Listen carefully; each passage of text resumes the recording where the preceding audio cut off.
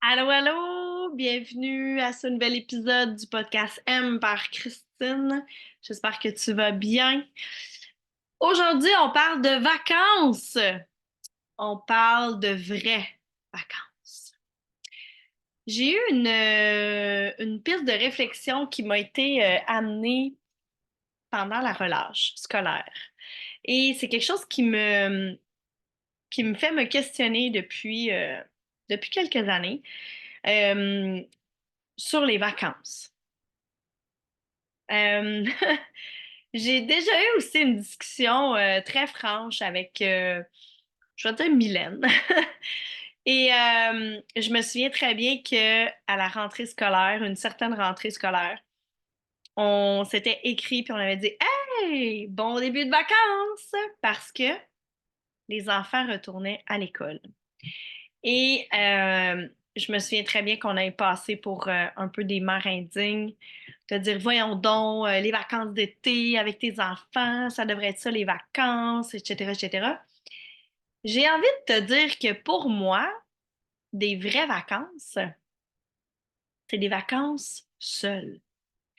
C'est des vacances sans obligation, sans horaire, le décrochement, je sais même pas si ça existe comme mot, total. Et ça veut aussi dire sans mon amoureux, sans mes amis. Parce que veux pas, en tout cas moi, quand je suis avec d'autres personnes que j'aime, j'ai envie de passer du temps avec eux, j'ai envie de connecter avec eux, j'ai envie de leur faire plaisir. Mais pendant ce temps-là, mon cerveau ne décroche pas. Pendant ce temps-là, je suis pas nécessairement en train de me reposer, même si d'aller au spa avec mon amie Marie-Gaëlle, je me dépose et je me repose. Mais ce n'est pas des vacances.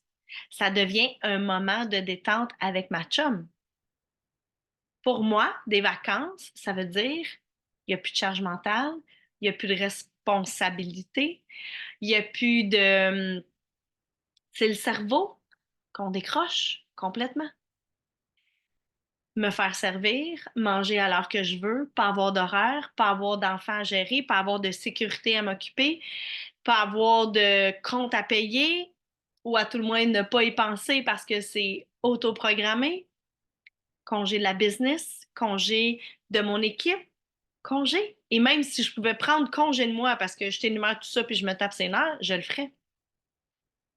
Donc, si tu me demandes si la relâche scolaire, c'est des vacances, non. C'est des vacances pour mes enfants.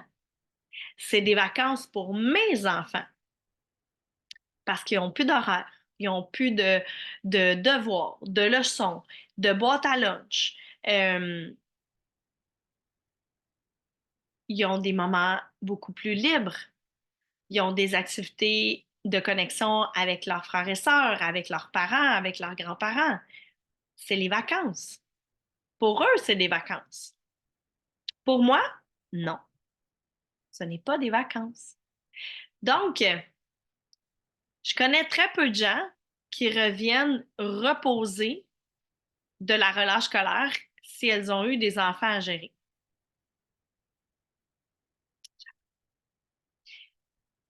Parce que, dépendamment de l'âge des enfants, mais il reste que quand ils sont grands, c'est pas moins de questionnement, moins de charge mentale. C'est juste complètement différent. Donc, des vraies vacances, et ça, la définition, elle est propre pour chacun.